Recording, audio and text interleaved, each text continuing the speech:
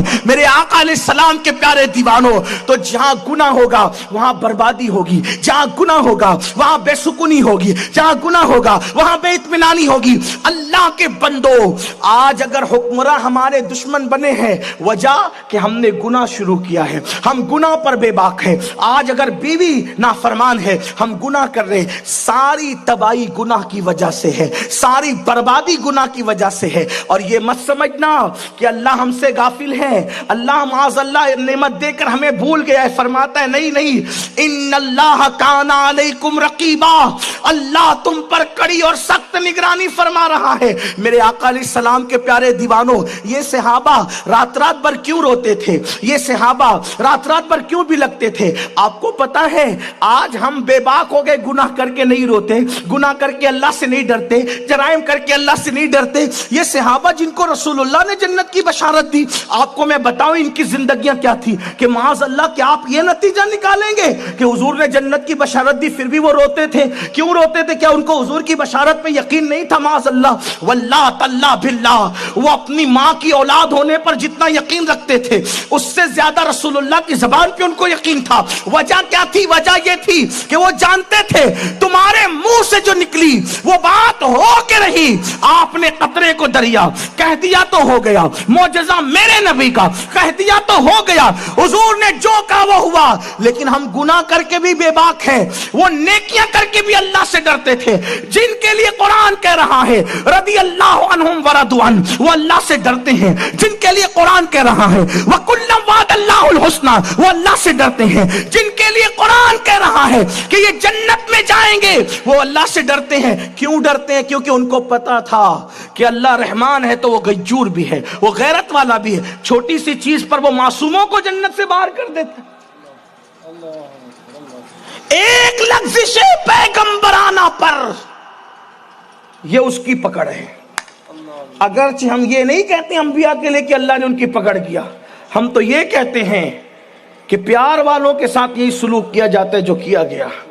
لیکن آپ سمجھ تو سکتے ہیں نا اشاروں کو، انبیاء کے محبوبوں کے ساتھ جو کیا گیا وہ اس سے ہمیں آگاہ کرنے کے لیے ایک لفظ پیغمبرانہ پر معصوم کو جنت کے باہر کیا جا رہا ہے۔ اور 300 سال تک آدم روتے ہیں، 300 سال تک کوئی جواب ہی نہیں دیتا۔ کیا ہم اس سے ہوش میں نہیں آتے؟ یہاں تو جنت کنفرم کیے بیٹھے ہوئے ہیں، جنت کی ٹھیکیداری ہے۔ جس دن روح کا رشتہ جسم سے ٹوٹے گا اس دن ہاتھ ملنے کے سوا کچھ نہیں ہوگا، پچھتانے کے سوا کچھ نہیں ہوگا۔ لیکن اس وقت کا پچھتانا کام نہیں آئے گا۔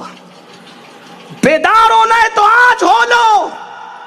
انبیاء کے ان واقعات پہ غور تو کرو۔ حضرت یحییٰ ابن زکریا علیہ السلام اللہ کے خوف سے اتنا روئے کہ گوشت اور داڑھوں کا جھڑ گیا، رونے سے گوشت جھڑ گیا۔ لوگوں کو کہانی لگتی اگر یہ بات حدیث میں نہیں آتی تو، لیکن حدیث ہے، اللہ کے رسول نے بتایا۔ یہ نبی لوگ کیوں رو رہے تھے؟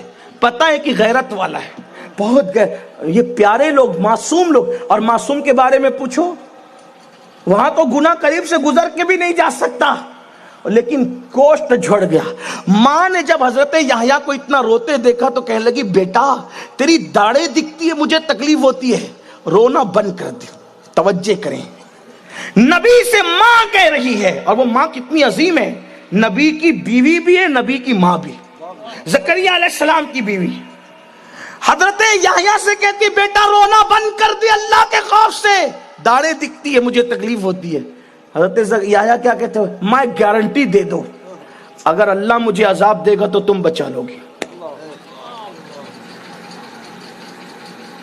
ایک گارنٹی دے دو ماں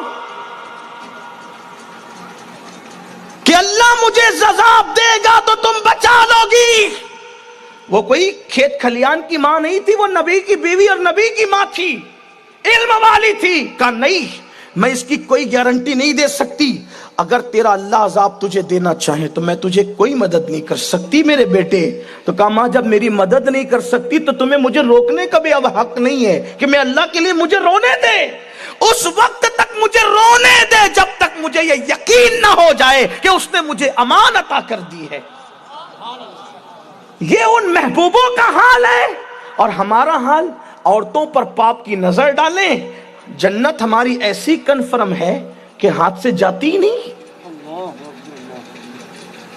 نشہ کرے پھر بھی ہاتھ سے جنت نہیں جاتی۔